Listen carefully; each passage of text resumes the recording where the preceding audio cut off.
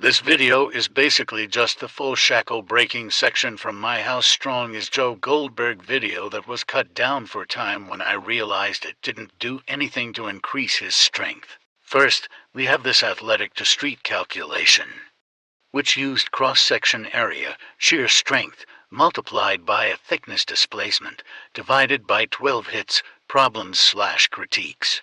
The big problem is using the full thickness 20 to 0.4 millimeters, as the displacement to failure is unrealistic for brittle fracture of a small shackle.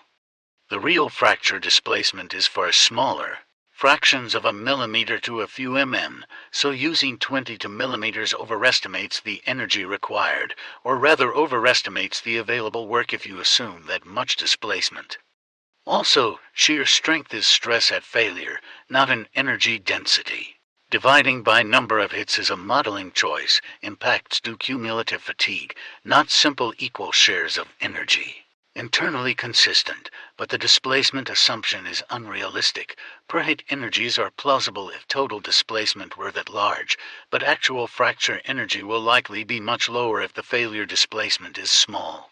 This 2105.10111896 joules, street. Used pixel scaling to get a shackle volume, then used a cracking value, then divided by 5 hits. Problems/critiques. The number 65 JCC is not a standard, widely used fracture parameter for steel. They've mixed energy density-like values with geometry in a way that is not physically justified. Pixel scaling can be fine if geometry and calibration are correct, but the key problem is the use of JCC. Their raw multiplication is right, but the method is not physically robust. Numerically okay, but methodologically questionable. This one's between 2 and 4,000 joules.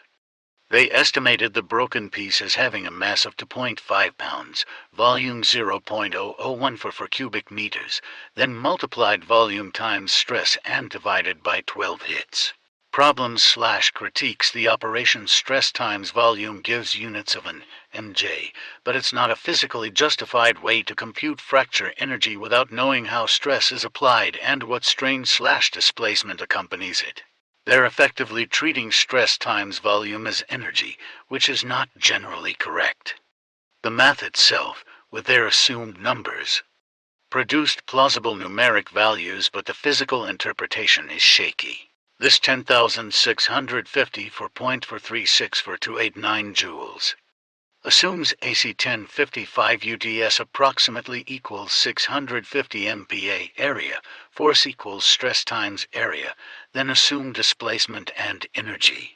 Problems/critique. Using ultimate tensile strength as the operative stress for fracture in a tiny shackle and assuming the material displaces 15 millimeters before fracture is optimistic, and probably wrong.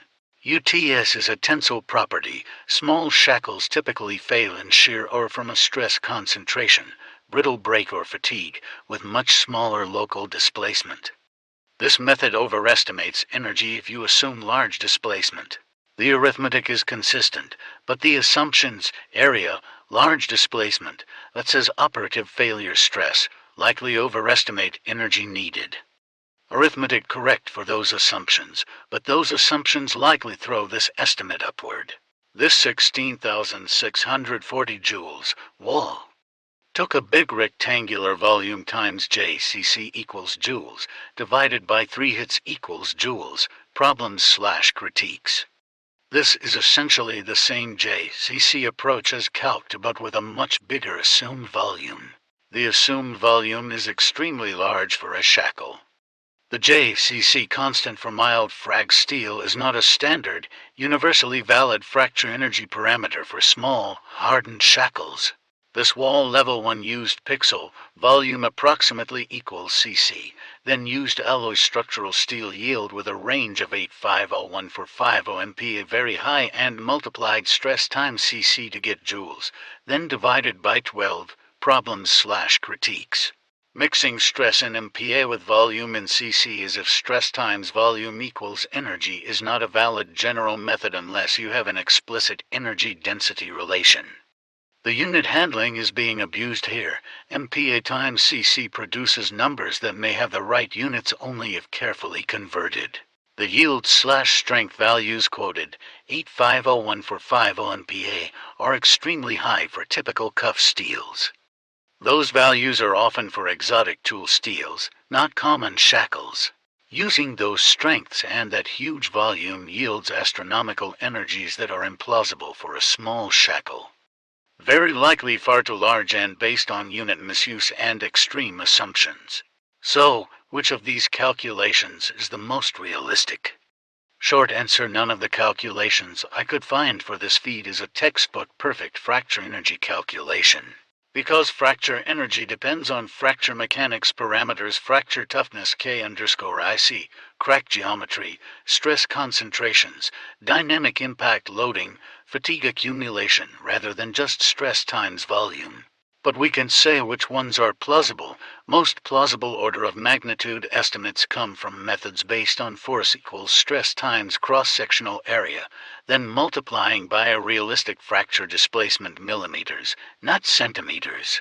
Calculations for 5, 6 use very large areas, displacements, or extremely high strength values and therefore likely overestimate required energy by an order, or several orders, of magnitude.